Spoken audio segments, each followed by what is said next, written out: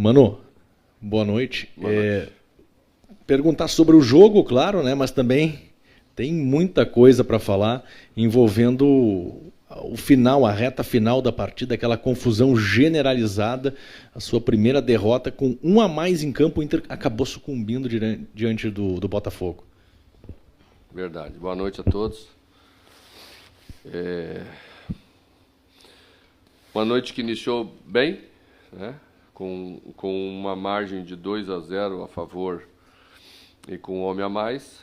As coisas se encaminhavam para ser uma noite boa, mas em função de muita coisa, ao meu ver, e a única coisa que eu vou falar sobre a arbitragem, não vou falar mais nada.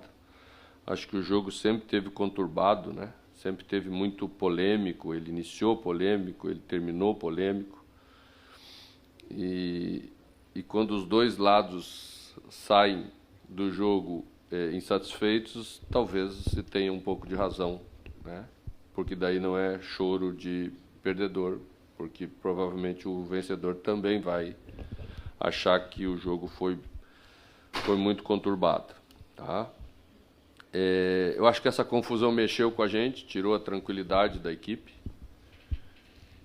porque a gente vinha bem no jogo, mesmo sofrendo um gol acidental, que foi o 2-1, a gente, até por ter um a mais, né, controlava bem as ações. Me parece que aí foi o nosso grande pecado, não aproveitar aquele volume todo e a superioridade tal para criar chances mais claras, com mais qualidade, para definir o jogo com mais tranquilidade. O jogo foi ficando mais nervoso, perdemos primeiro Wanderson por um desconforto que não quisemos agravar. No intervalo, Alan Patrick relatou também, né, uma condição parecida, então já fizemos aí 2 alterações. E não voltamos tão bem exatamente com aquilo que queríamos, ser mais incisivo, ter uma presença de área maior. Juntei David Alemão um pouquinho mais para que tivesse essa presença de área. Puxamos Edenilson um pouco mais para trás, empurramos Pena, puxamos Pena, empurramos Edenilson, mas no fundo quase nunca resolvemos o problema, que era marcar o terceiro gol, que daria uma tranquilidade. O Botafogo fez um bom jogo, mesmo com um homem a menos, soube se defender e sempre tinha uma saída de contra-ataque. E quando nós erramos a bola, entregamos a bola exatamente por essa falta de um jogo mais qualificado, o Botafogo se aproveitou. Olhando o lance com toda a atenção possível do nosso terceiro gol, não vejo impedimento, mas é o protocolo, é a favor e contra, né? Temos que aceitar. A palavra certa eu não vou poder usar por não cometer uma falta de educação, mas é um sentimento horrível você comemorar um gol daquele tamanho, com o estádio, com todo mundo, e daqui a pouco o gol é anulado. Então você sente que tudo caiu, né, de novo, e aí tomamos um terceiro gol que não podia ser tomado, mas tomamos. Deixamos a desejar, não conseguimos construir o resultado, ou manter o resultado, ou aumentar o resultado que esteve na nossa mão. Vamos saber conviver com isso da mesma maneira como soubemos conviver até agora, sem ter perdido. Quando se tem um trabalho, esse trabalho tem que sustentar exatamente os momentos que a vitória não vem. Quando a vitória vem, é tudo mais automático. Então, a partir de terça-feira, trabalharemos para voltar a vencer diante do Curitiba no próximo jogo. Mano, o Inter tem um aproveitamento excelente com a dupla Wanderson e Alan Patrick atuando. Casualmente hoje, a queda de rendimento da equipe coincide com a saída desses dois jogadores. O Inter está tendo algum tipo de dependência desses dois atletas que estão muito bem, e tomar 3 gols, estando com 1 a mais, se deve mais a erros técnicos e táticos cometidos ou essa questão da intranquilidade citada por ti por conta da confusão? Tomamos um gol no 2-2, se não me engano, que tinham 4 jogadores nossos na bola. E a bola passou. Isso tem a ver com uma falta de uma consciência melhor naquele momento do jogo. E aí que eu me referi que nos perdemos um pouco e deixamos de fazer as coisas certas, talvez em função de tudo que aconteceu. Eu não acho que a gente estava criando tantas oportunidades claras já com Alan Patrick e Wanderson. Tínhamos o volume, chegamos do lado, chegamos pela direita, chegamos pela esquerda, mas o último momento sempre mais esbarrava na defesa do Botafogo do que nos nossos homens que chegavam na área para concluir a jogada. Trabalhamos contra outros adversários com mais espaço. Hoje tinha menos espaço. O adversário estava, principalmente depois que ficou com um homem a menos, ficou com suas linhas quase que todas dentro da área. Então se cria um outro jogo. E as soluções que temos que apresentar são mais complexas. E não tínhamos ainda as soluções complexas para resolver o jogo. Tentamos fazer quase tudo para tornar a equipe mais ofensiva, com mais presença de área. Tiramos laterais, colocamos ala, coloquei ponta jogando de lateral, cruzamos bola na área, trabalhamos por dentro, por baixo, mas não fomos eficientes o suficiente para fazer o que precisávamos fazer. Mano, você chegou aqui no Inter e você teve que dar moral para alguns jogadores que estavam sendo criticados por parte da torcida, como Edenilson e Rodrigo Dourado. Hoje, após o 3º gol do Botafogo, a torcida em coro cantou para o Daniel frangueiro, frangueiro, frangueiro. Esse é o trabalho que você vai ter que fazer novamente com o atleta, para aproximar o atleta da torcida. Enfim, como é que você vê esta reação da torcida? Era por Daniel? Era. A gente ficou em dúvida se era por Daniel ou se era de uma rixa do jogo para o goleiro deles. Era por Daniel. Eu não vi, olhando rapidamente, é verdade, uma falha a ponto de justificar ser chamado de frangueiro nos 3 gols que tomamos hoje. E eu procuro ser justo. E tenho que passar isso para os meus jogadores. Não pode uma pressão externa, porque isso ou por aquilo, logo... Achei muito estranho que essa semana, na véspera de um jogo como esse, saiu uma matéria falando sobre falha do Daniel num site importante local. Achei estranho, não era proporcional aquilo. E essas coisas eu não consigo entender no futebol. E isso direciona coisas para o torcedor que eu acho que não são justas.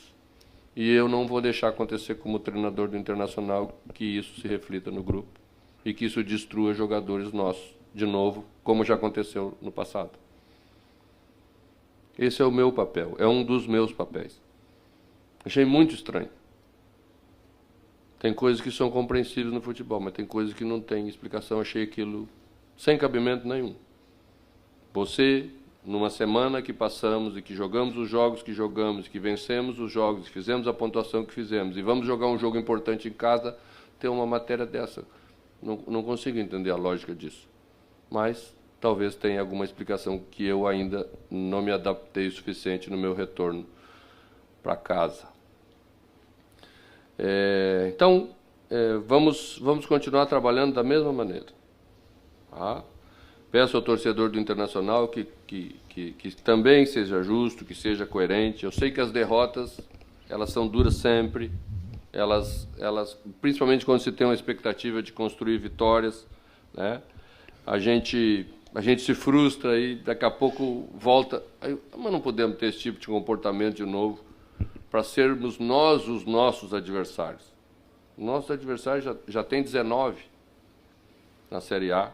Tá? Vamos deixar que eles sejam os nossos adversários. Mano, ainda um gancho nessa tua resposta. Primeiro eu queria entender o que tu podes e o que tu vai fazer para não deixar isso acontecer. E aí, também pegando um gancho disso, o que o Mano fez no vestiário agora?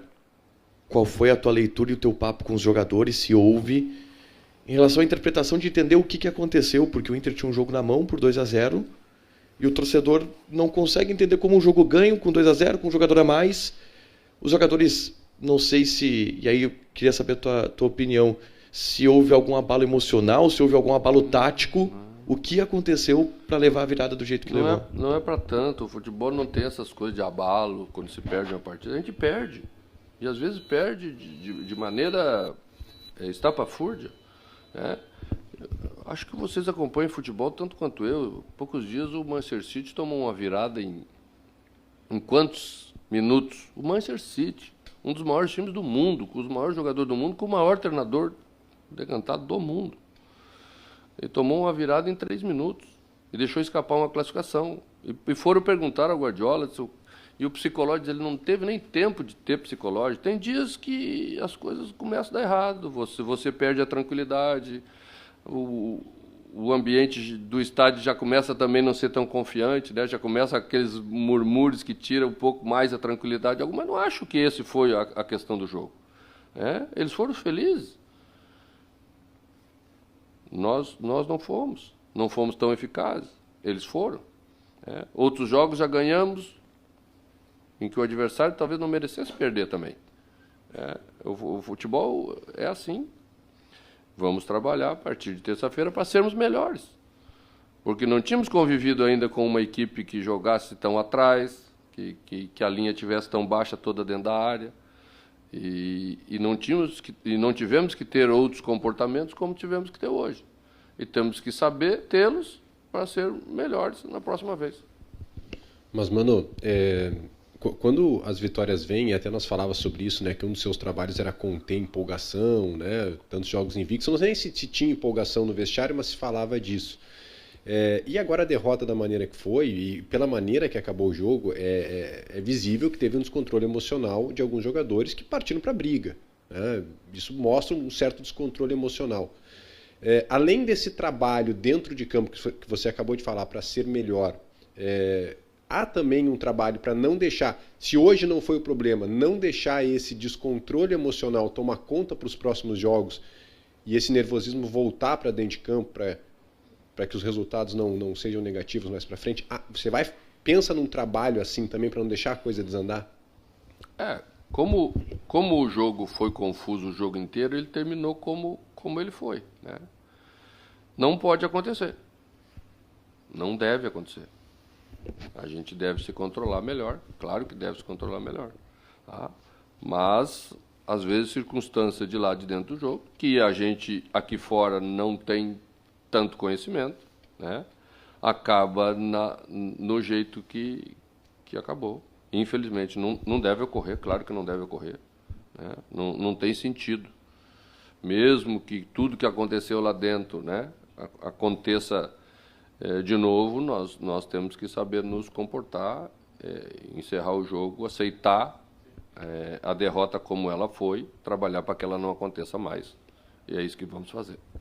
Mano, boa noite. Boa noite. Além de tudo, você perdeu ainda jogadores com cartão, né? No caso do Moisés, que não vai poder jogar na sexta-feira contra o Coritiba.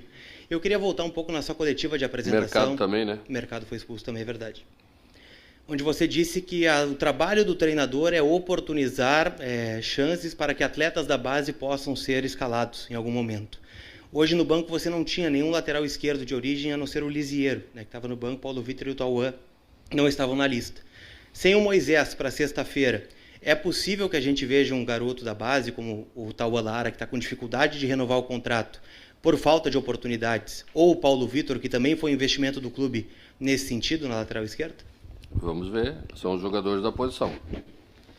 E eu sempre, prioritariamente, opto por um jogador da posição. Boa noite, Mano.